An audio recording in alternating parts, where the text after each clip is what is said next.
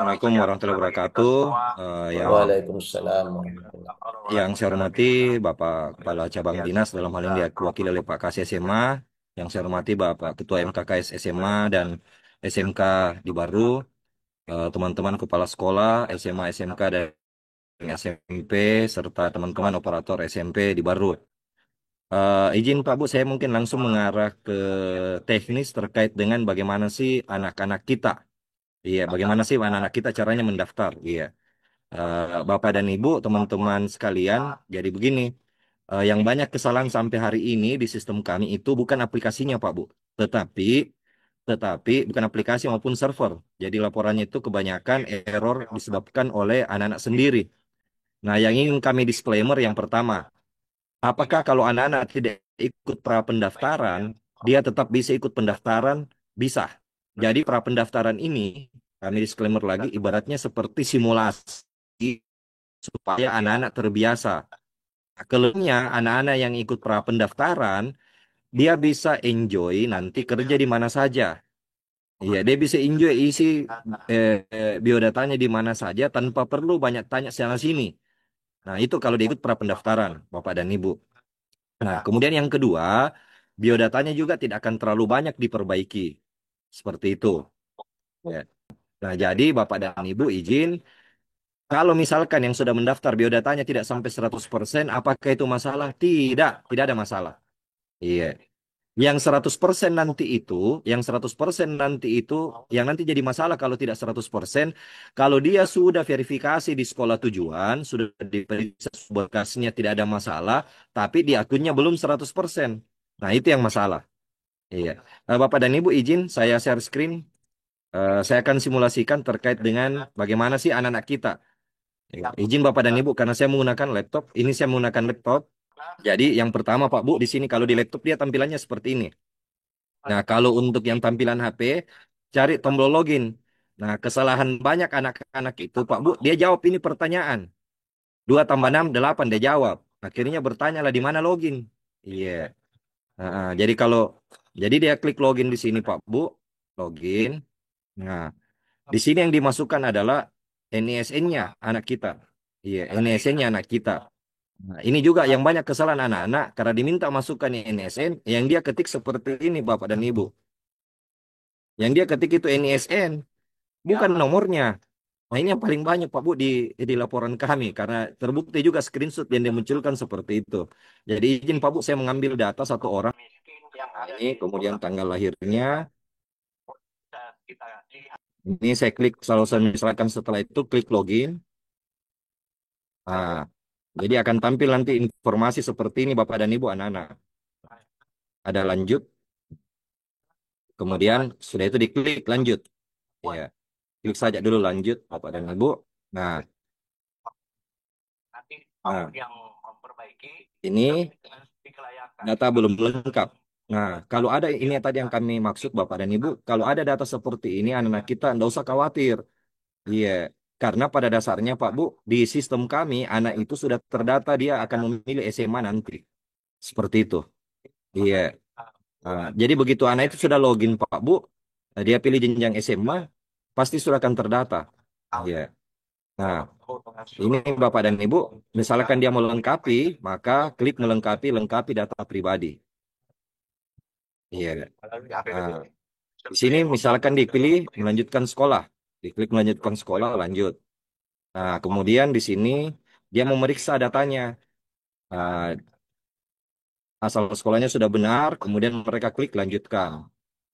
Nah, selanjutnya Bapak dan Ibu, dia lakukan pengkinian data, nama lengkapnya, NIK-nya, kemudian nomor kartu keluarga, tanggal kartu keluarga, nomor kontaknya. Nah, izin Bapak dan Ibu, khususnya teman-teman SMP dalam membantu anak kita, bahwa nomor kontak yang diisikan ini adalah nomor kontak WA-nya. Nomor kontak WA-nya. Bisa nomornya sendiri, bisa nomornya orang tuanya. Kemudian jenis tinggalnya apa? Apakah wali, kos, atau bersama-salakan bersama orang tua Bapak dan Ibu.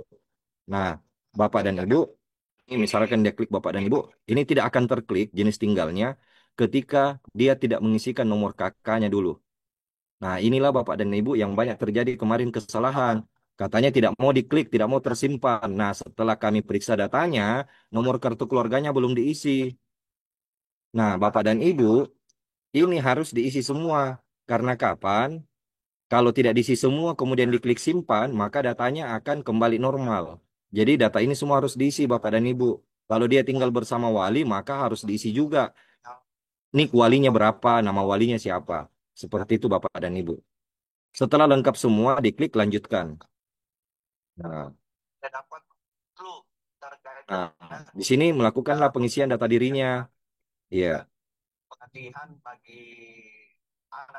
Nah, nah, ini tidak akan mau lanjut Bapak dan Ibu kalau tidak lengkap. Anggaplah misalkan saya pilih dulu sini Bapak dan Ibu, ini tanggalnya sembarang saja, nomor kakaknya. Ini kemudian bersama orang tua, ini baru. Nah, ini nomor HP-nya Bapak dan Ibu. Kemudian jenis tinggal. Nah, ini tidak mau terklik. Bagian khusus tidak ada. Nah, ini tidak akan terklik Bapak dan Ibu. Kenapa? Di sini nomor kakak masih salah. Iya. Nah, ini saya lihat dulu nomor kakak saya Pak Bu ya.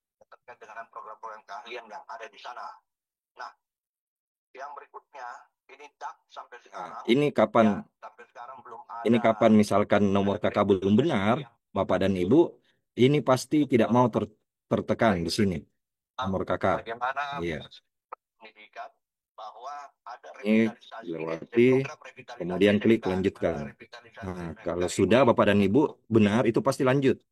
Nah, pengisian alamat di sini, nah, RT-nya berapa? Misalkan saya pasang 001, RW-nya 003. Kemudian di sini Bapak dan Ibu, ini alamatnya kan, ini kan dia tinggal bersama saya Bapak dan Ibu. Sementara di sini alamatnya masih alamat di Luwu Timur.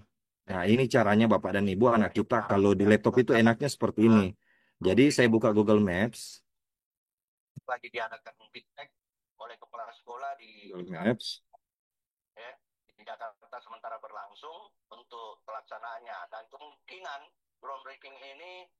Saya cari alamatnya di sini. Kebetulan alamat rumah saya, Bapak dan Ibu, adalah misalkan di BTP.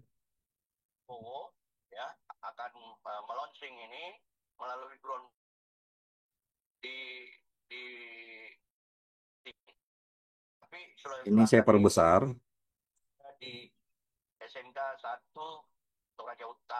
Misalkan ini area rumahnya Bapak dan Ibu. Anggaplah, nah ini kebetulan memang area dekat rumah saya. Ya, ini saya klikkan di kanan. Di sini ada nomor koordinatnya. Ini copy saja, jadi klik saja, bukan klik kanan lagi Bapak Ibu ya. Klik kanan, kemudian klik koordinatnya ini. Kalau di HP dia ditekan lama. Kemudian masuk ke sini Bapak dan Ibu pas saja. Nah, kalau kita klik Bapak dan Ibu, ini klikkan saja Bapak dan Ibu. Ya. Nah, kalau belum terisi semua, ini ada di sini belum. Oh, RT-nya belum Bapak Ibu ya. 001. Kemudian klik lanjut. Nah, nah ini akan lanjut di sini Bapak dan Ibu. Nah, kalau mau lihat alamatnya apakah sudah benar, kembali lagi Bapak dan Ibu ke nomor 4 sini kembali. Nah, ini. Nah, ini klik saja di sini alamatnya Bapak dan Ibu. Ini.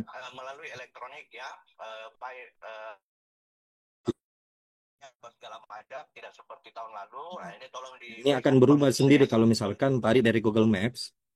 Ini dari Google Maps Bapak dan Ibu. Kita copy. Kemudian klik saja di sini Bapak dan Ibu. Klik. Ini kemudian klik lanjutkan.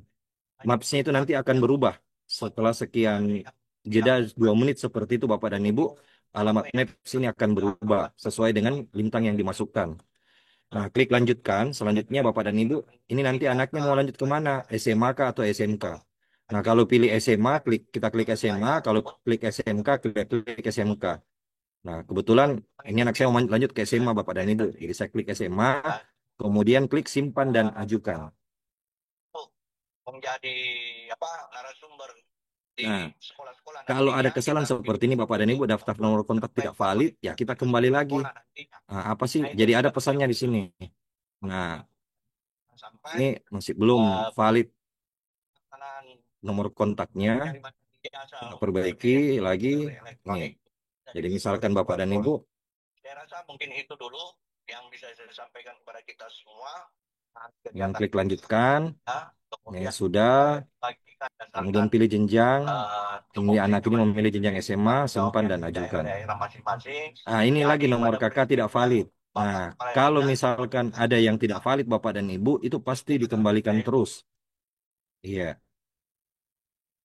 Jadi tidak ada lagi teman-teman yang lain tidak tahu apa yang harus dikerjakan. Tetapi baik mengenai pendataan, baik kurikulum, baik kesiswaan, seluruh teman-teman ini harus mengetahui semuanya. Simpan dan ajukan. Nah, Bapak dan Ibu klik sukses di sini, maka dia akan sukses. Nah, Bapak dan Ibu kenapa di sini masih 60%? Nah, kemudian juga banyak yang bertanya, Pak, saya tidak bisa lanjut pendaftaran. Iya, memang belum.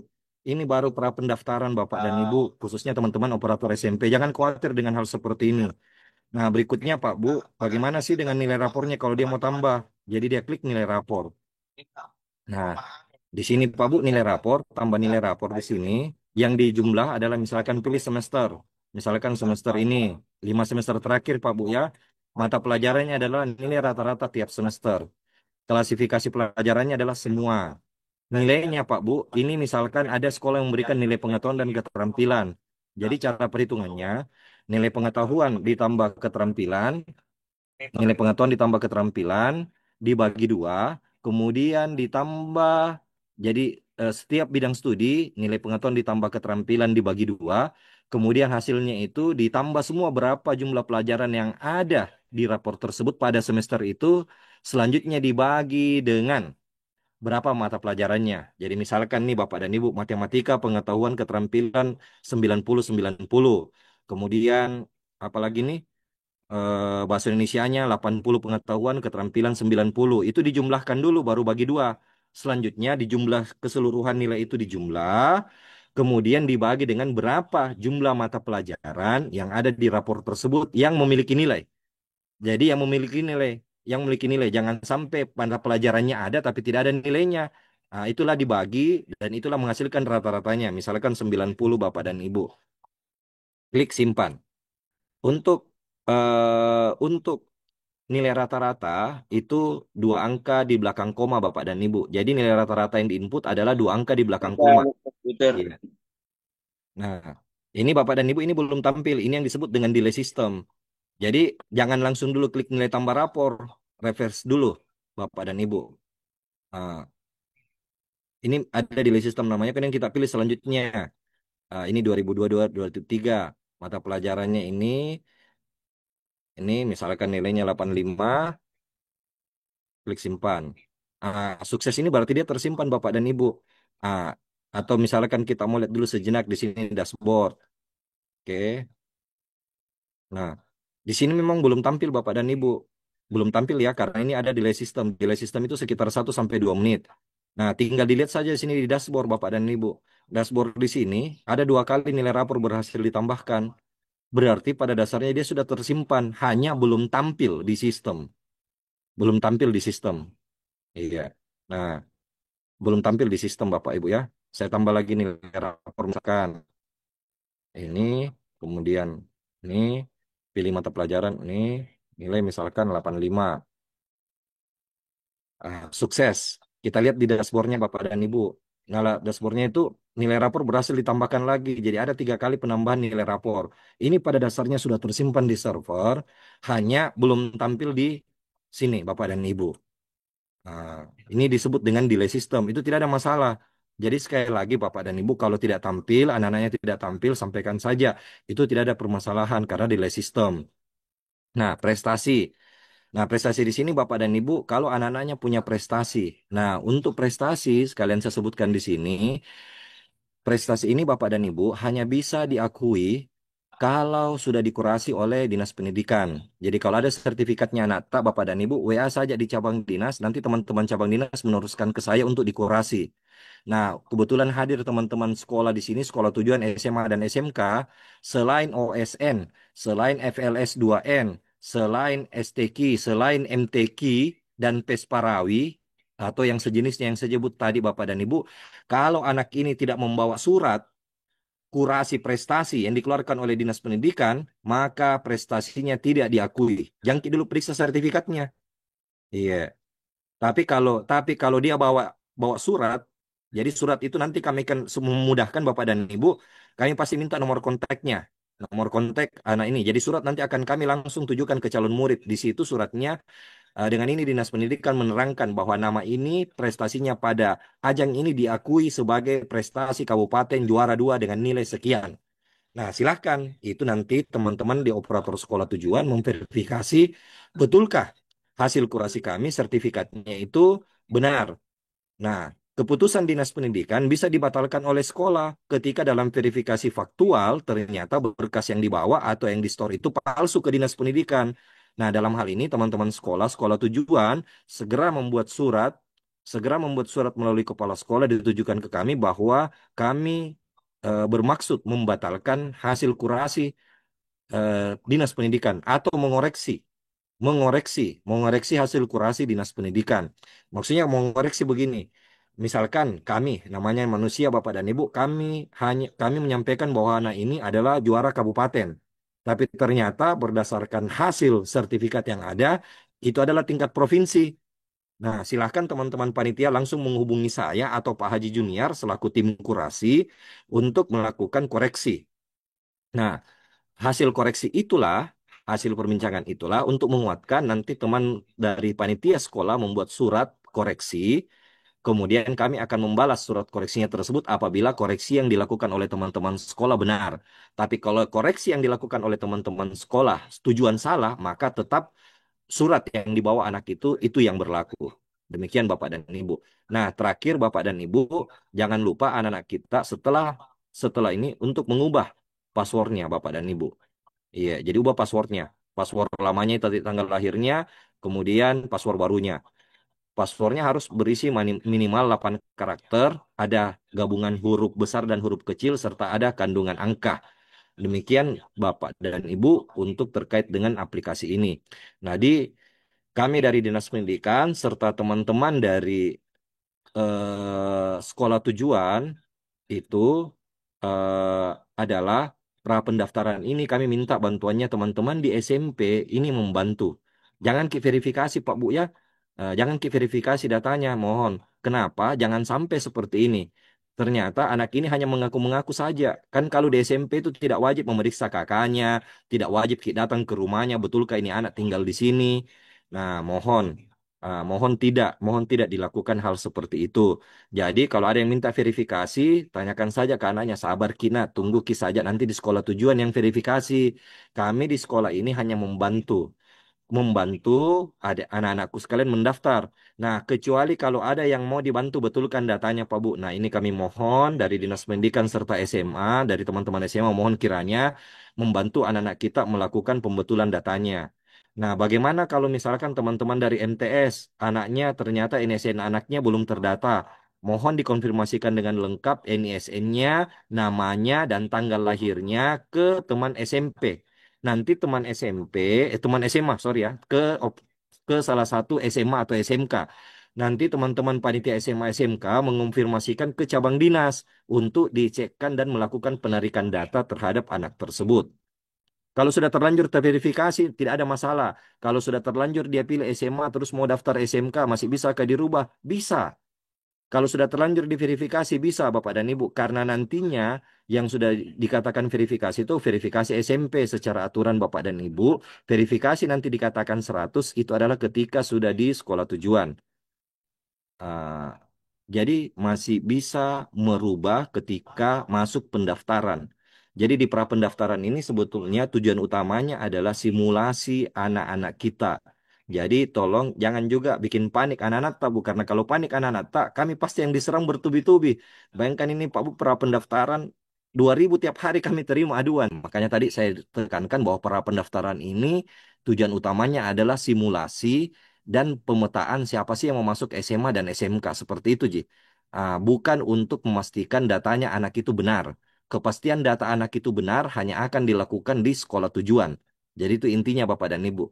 Jadi kalau dia sudah terlanjur pencet penguncian, kemudian mau merubah lagi tidak bisa, sampaikan tenang mungkin nak, tunggu pendaftaran. Fokus mungkin dulu mau ki ujian SMP itu dan tes potensi akademik bagi yang mau masuk SMA untuk mempersiapkan diri di tes potensi akademik untuk yang mau masuk SMA serta tes bakat minat untuk yang mau masuk SMK.